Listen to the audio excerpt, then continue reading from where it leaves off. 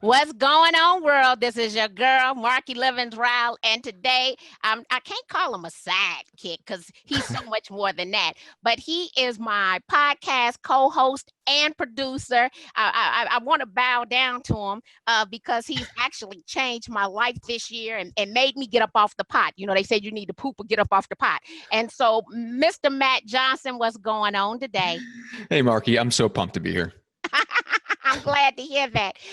You know what? You did change my life. And there are a couple of things that are manifesting right now simply because of you. So I am elated to have you in my life. But more importantly, today I'm elated that you were willing to come and share with my audience. I've been telling everybody, right, how one, they should use video, but more importantly, how podcasting has changed people's perception of me. When Yeah. we look at the fact that we're close to 1.4 million realtor members globally, and they're coming into this business in droves. Let's say that I'm fresh with a license in my hand and I Mhm. just became a realtor member. I've been preaching on my soapbox about what I think people should do. Mhm. But what do you think that real estate professionals should do today in order to garnish attention online? That is a great question. And if I've thought about this a lot from talking to a lot of really smart people. And if I were starting over in real estate today, I would go all in on Facebook Live. Really? Yeah, and I think later on, what's funny, people forget this about my background, but I started doing, I didn't get into podcasting per se. I got into doing live video on Google Hangouts, and then like 3 or 4 months into it, my co-host said, "Hey, we should change this to a podcast."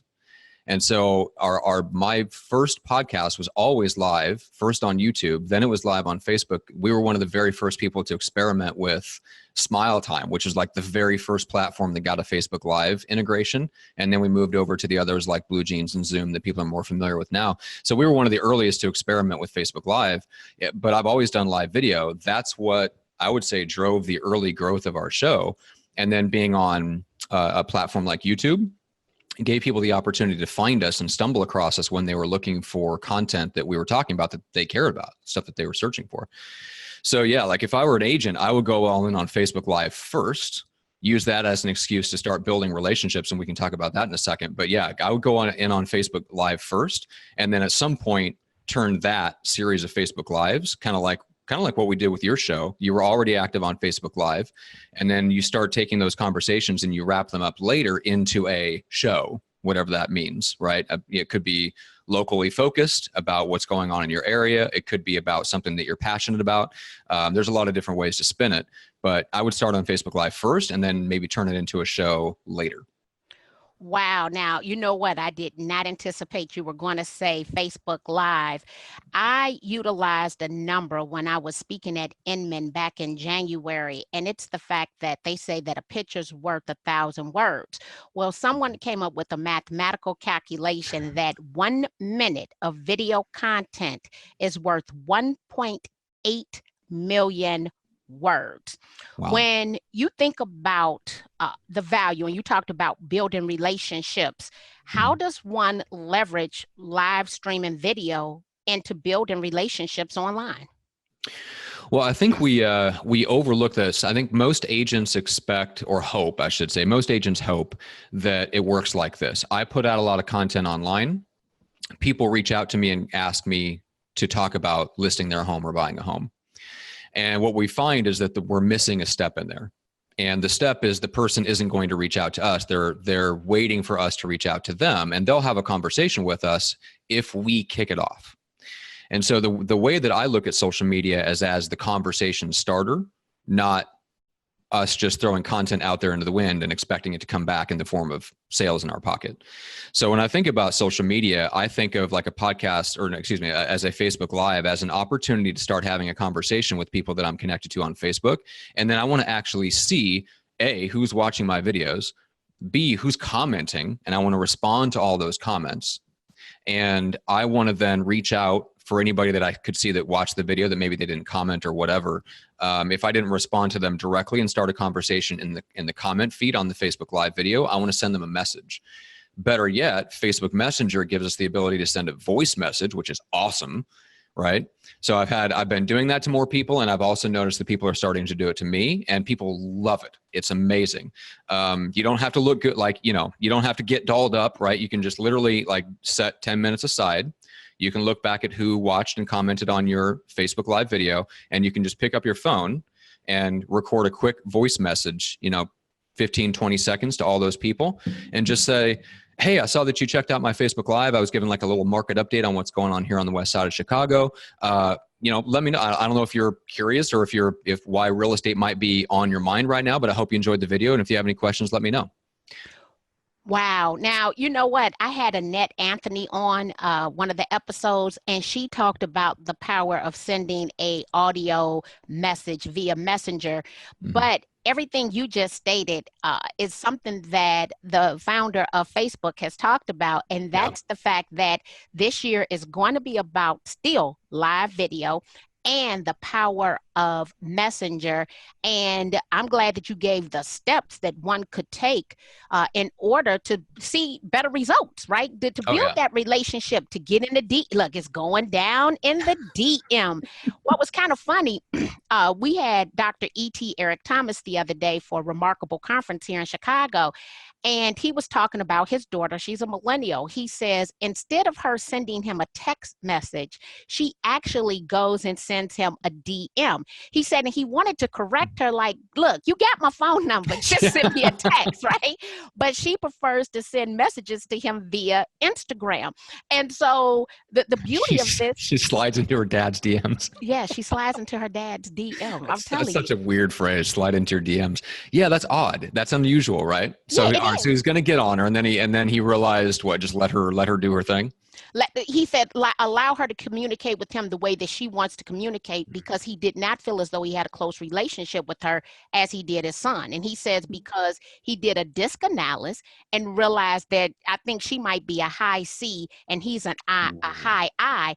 And so he wants to kind of talk her love language. And apparently the DM is her love language.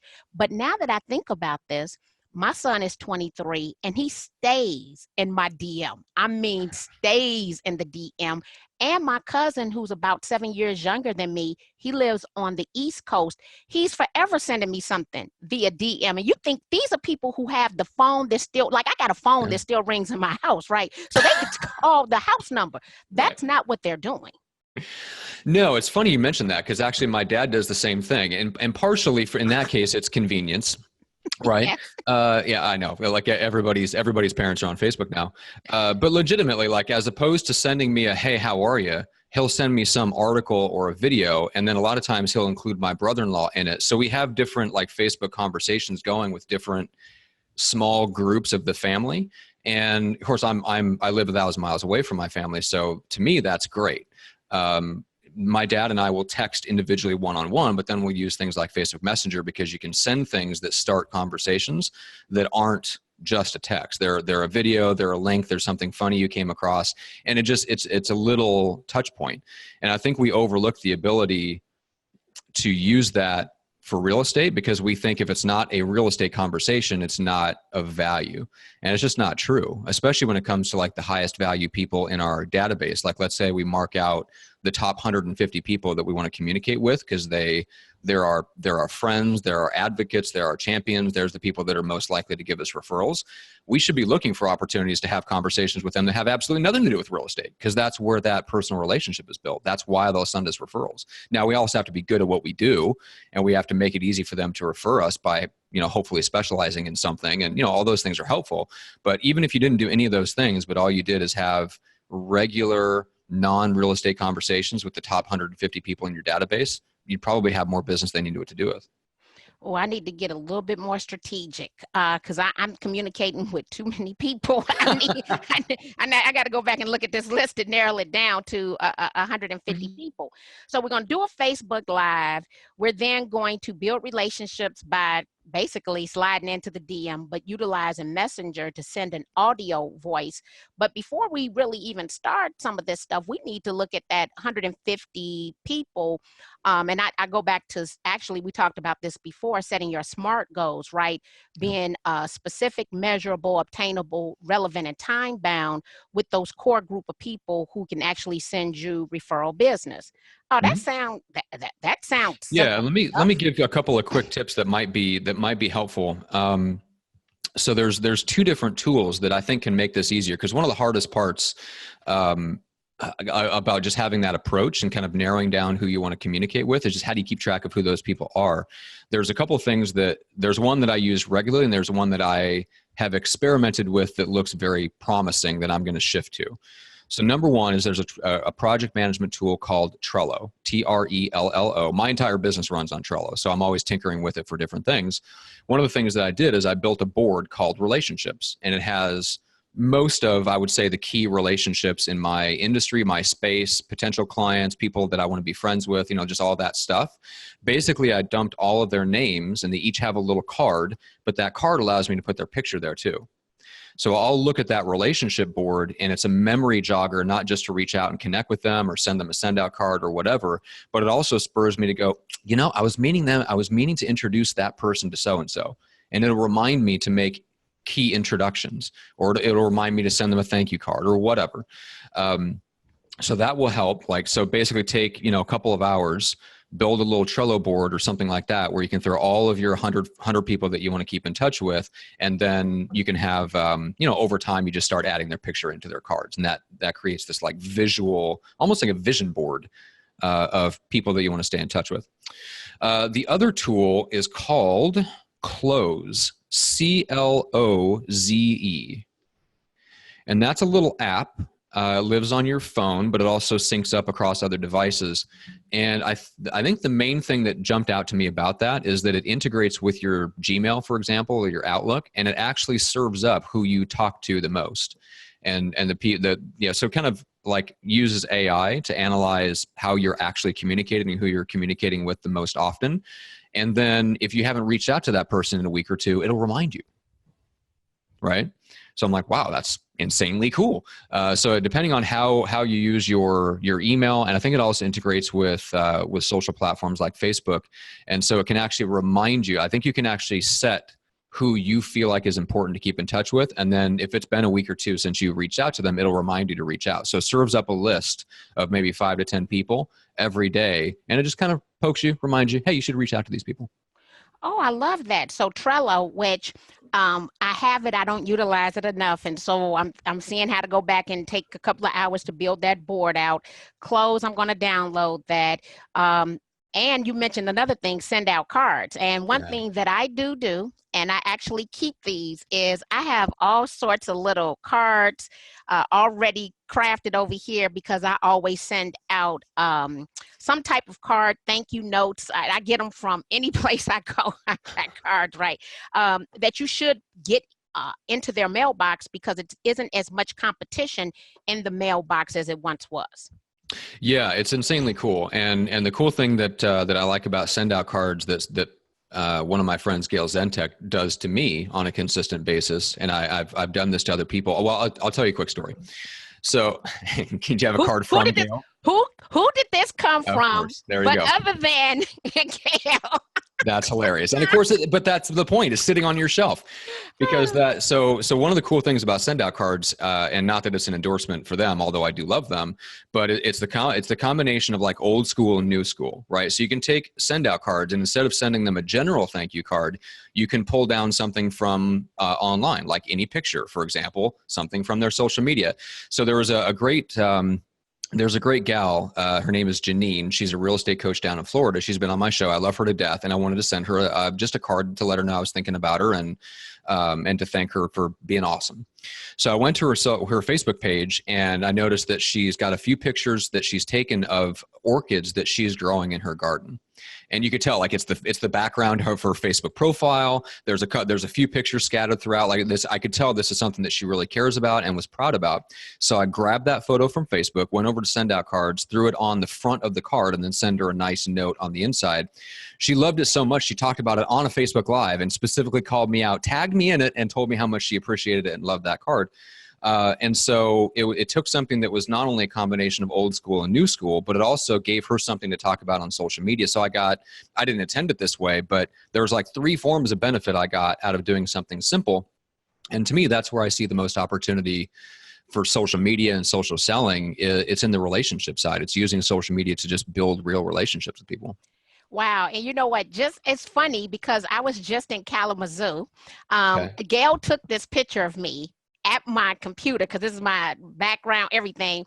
Okay. And a week so later, my husband's like, who sent you a box, right? And I come home and I have a gift and I'm like, oh, she is so freaking awesome. So now she's being mentioned on the podcast, right? Because she's done a fabulous job of building relationships. Yes, exactly. She is a master at it. I aspire to be. I'm good in building relationships in other areas, but the cards are not as good.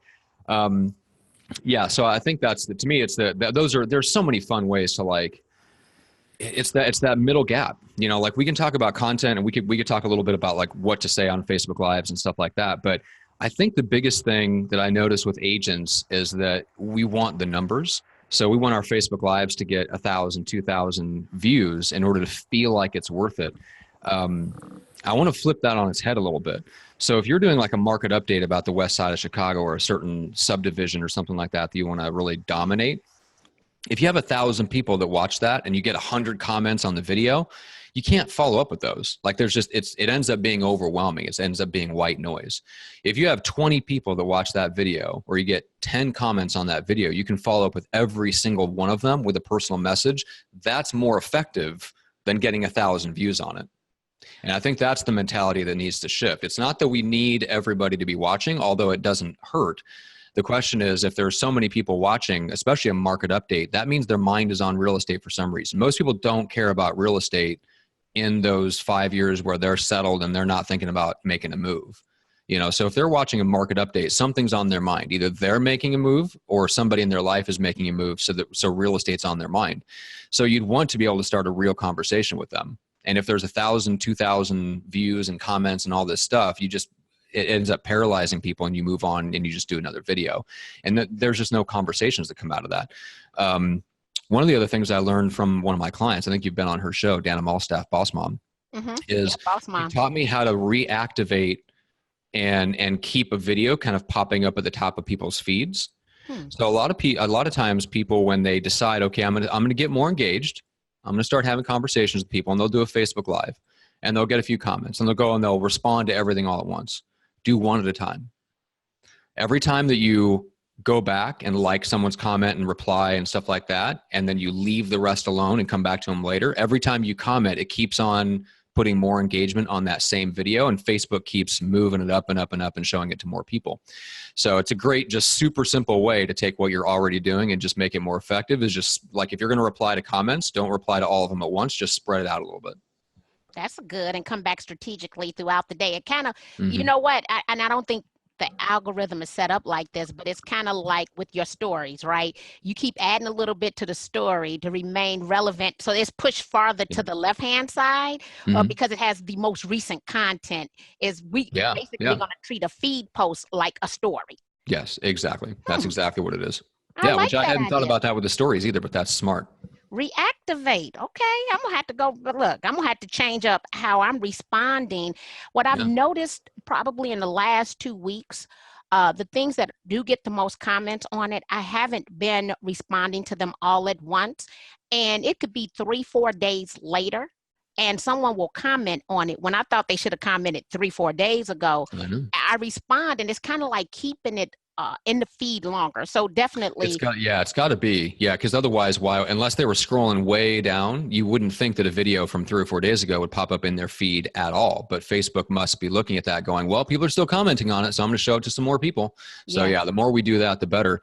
And the cool thing is if you start, like, that works especially well if you start having ongoing conversations in the comments of your live videos. So, I mean, there's so many benefits if you take the next step and you take your Facebook Lives and use them as a way to start conversations with people. Because that's when they go, I really been thinking about something. You should come on over. Check out my house. I got some things to fix up in the garage, and I'm not sure if it's really ready to sell. Well, great. Like those conversations, they just, most people are not going to reach out and ask you that out of the clear blue sky. But if you're in a conversation and you start to get them talking and you ask why real estate's been on their mind lately, they'll open up and you can turn that into an appointment. And that's the goal. Like if the stuff we do on social media doesn't turn into appointments, it doesn't do us any good. We're being social, but not selling. I got you. Yeah. Oh, that's good information. What are some tips you want to give to people in closing? Because I could see how I've laid out a whole new plan to what I've already been doing. So you got me going back and tweaking some things, which is always a good thing. Tweak to perfection. Yep. Well, with saying that, a lot of times people are hung up on how they look or they want it to be perfect. And I think we probably both operate out of 80% is great and we tweak it to perfection. But what are some other tips that you would want to give to people today? Well, when it comes to Facebook Live, audio is king. So if you think you don't look the greatest, just realize that nobody cares and everybody already knows what you look like. So yes, you've got your headset on. I've got a good microphone, but it's actually really, really simple. So if you've got an iPhone, at least before the newest version came out, the iPhone earbuds with the little microphone here on the earbuds work really, really well. If you have a newer iPhone, you can buy an adapter and then just plug in an external microphone. The Rode Smart Lav, so Smart L-A-V as in Victor, Smart Lav is a really good microphone. It clips onto your shirt, kind of like what you'd see somebody wear on an interview on a local TV. And I think it's like $60, something ridiculously cheap, 60 or $70, and it plugs into your phone so you get good audio. And even if all you did, and I'll give you a few types of live video content to think about. We talked about market updates. Another really drop dead easy one to do is buyer and seller questions. So these are the questions that people are asking you anyway. Answer them on a Facebook Live instead of just behind the scenes. And then just talk about what's going on in the community. Whatever part of the community you're active about, whatever part of the community you care about. If you're super into nonprofits, talk about nonprofits. If you're super into wine, talk about the wine stores, the liquor stores, the wine bars, interview a sommelier, whatever. That kind of stuff, that's what people will eat up in between when they care about real estate. And they'll build a connection to you and they'll keep in communication with you because you're talking about the things that they care about. And then when they start caring about real estate, that's when they'll start watching your market updates. That's when they'll start watching your buyer and seller questions. And that's like the tripwire. It's like, oh, now I know you're thinking about real estate. Now let's have a conversation. So that's how that progression should go if we're using social media to sell. Oh, excellent. I love that. One thing I haven't done a good job and I need to do more is community. At one point, I was the Baroness of Hyde Park on Yelp, and I had a little competition going on with two men on Yelp and Foursquare back in the day. And so I was talking all about the community. I need to get probably reacclimated or more in tune with the community because a lot of these communities have great ongoing events that as real estate professionals we can highlight. Yeah, I agree. Yeah, I mean, there's always fun things going around in the community, and that's what people care about because it's what's going on in their area. And you just got to show them that you care about it too. Well, you know what? You definitely have to show them that you care because that's what people want. And you need to be authentic and transparent in that, Karen. I tell people, people are watching you under a magnifying glass and perception is reality. So you can't fake this stuff. You got to really be about it because they're looking at you. And I look at people too, so I know what's going on sometimes without people ever telling you what's going on. But people want to believe that you care about the community. Last year, I started doing more things in Chicago, and it didn't take a long time for me to get just totally reacclimated to the community, just walking the streets, stopping by the cupcake shop, stopping by, the favorite Yelp restaurants in the community, and then just letting people see you and talking to people. And I talk to everybody, but it seems like today, I talk to everybody. Yeah, believe it. Selfies are the big thing. I mean, people say, oh, I'll take your picture. We like, no, get out the way. We want to do a selfie. And tagging yourself and other people in those photos and then in those videos. Yeah, 100%. Yeah, Yeah. very, very easy stuff to do. And as long as you're talking about stuff that people care about, like I'd rather see people do that than do a lot of the behind the scenes lifestyle stuff. I think agents get, because we all follow like Gary Vaynerchuk, for example. So Gary V talks a lot about, kind of pulling back the curtain. And I think that's true to an extent, but you got to remember Gary Vee's selling to other entrepreneurs. He's selling a lifestyle to other people who want to be him. Our customers don't necessarily want to be us. So the way that we pull back the curtain on our lives is a little bit different from what Gary Vee is doing, right? Because we're pulling back the curtain like on things that our clients don't want to necessarily know about. They hire us because they want somebody to take the mental and emotional burden of this incredibly stressful transaction off of their plate. They don't want to necessarily know all the stuff that we do behind the scenes for them. They want to know that we care about the same stuff that they care about. And that's why it's so good to talk about community events or nonprofits or wine or whatever, that like whatever you want to share in common with people, spend more time talking about that. And if you're going to go through your day and kind of pull back the curtain on stuff, pull back the curtain on fun stuff. Right? Not, hey, I had an inspector not show up. You know what I'm saying? Like that kind of stuff, like there's only a certain amount that people care about that. They care about the stuff that's going on in their community, the stuff that's relevant to their life right now. Let's pull back the curtain and show the day in the life when it's stuff like that. And I think people will care more about us being active on social media. Oh, I agree 100%. Well, you've given me some homework. I always have homework every single time I talk to you, but it's good homework because it makes me better. It's actually going to make our audience better. And I've been preaching Facebook Live for quite some time. I know that you already gave me another homework assignment, so I'm going to be more consistent again in doing my Facebook Live videos because I've kind of fallen off because sometimes you think, oh, they've had enough. But one thing I will say, that came out of this remarkable conference we just had was that the fact I need to do it more than anyone else does it. And so every person who's successful, and people say, well, Marky, should I reshare this content of the places because someone told me not to? And I was like, well, I want you to think about Coca-Cola. Coca-Cola does not care that I'm going to see a Coca-Cola ad 20 times today, right? And I'm a loyal Coke fanatic, but they're going to push that ad time and time again, whether you're tired of it or not. And we can be our own Coca-Cola of the real estate world. So there's no such thing as you talking about what you do too much if you're providing relevant content. So every day we should lead generate. And I believe that as real estate professionals, for every $100,000 you want to earn, if your average price point is $250,000, you need to be adding 2,880 contacts to your customer relationship management system. That means everything that we just talked about, doing the live videos, going into the DM, providing resources and tools, we can now ask, because we've provided value, if they would like to be added to our customer relationship management system. And we can now follow up. So think of social media, technology, Facebook Live as lead generation. And we need to add 1 to 2 hours of this to our calendar every single day so that we can have, I interviewed, I can't think of his name right now. He said ether moments. So we want to have all these great ether moments because we're providing something of value. Yeah, couldn't agree more. It couldn't be more. Matt, I thank you for your time, your energy, and your nuggets today.